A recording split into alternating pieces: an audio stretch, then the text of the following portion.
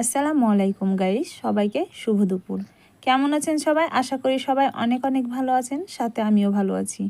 এই যে দুপুরে রান্নার জন্য আমি চুলোয় ভাত দিয়ে দিয়েছিলাম, ভাতটা নামিয়ে নিয়েছি। এখন আমি বড়ি রান্না করব। আর এগুলো হচ্ছে কুমড়োর বড়ি, তাই আমি কড়াই তেল গরম করে বড়িগুলো ভেজে নিয়েছি।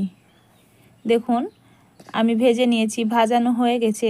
এখন আমি এগুলোকে নামিয়ে নিব। এখন আমি একটু তেল দিয়ে দিব, আর তেলে আমি মশলা দিয়ে দিব, আদা বাটা, রসুন বাটা, পেঁয়াজ বাটা।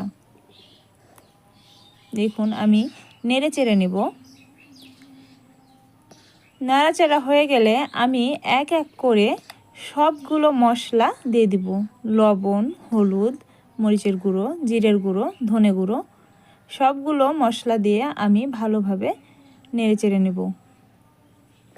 এখন আমি হালকা পানি দিব, দিয়ে মশলাটাকে ভালোভাবে কষিয়ে নেব।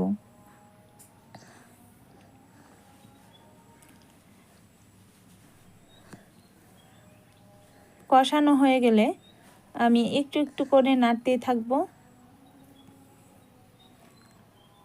এখন আমি বড়িগুলোকে কষানো মশলার ভেতরে দিয়ে ভালোভাবে কষে নেব, যাতে বড়িগুলোর গায়ে মশলা লেগে যায়। দেখুন, আমি ভালোভাবে কষে নিচ্ছি। আর বড়ি কিন্তু খেতে ভীষণ ভালো লাগে।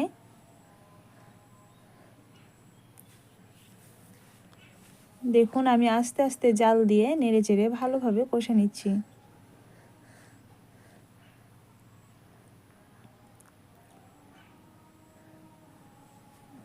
আস্তে আস্তে নেড়ে চেড়ে নিতে হবে, আর হালকাভাবে কষে নিতে হবে।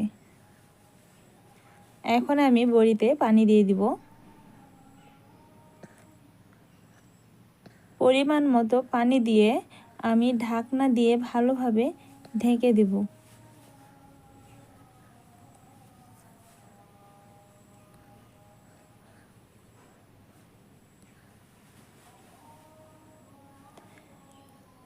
দেখুন, আমার বড়িটা ফুটে গেছে।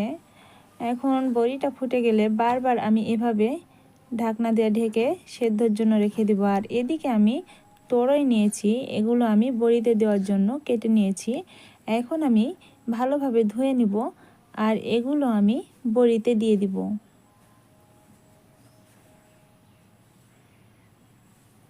দেখুন, আমি কিন্তু এখন বড়িতে দিয়ে দিচ্ছি তরই।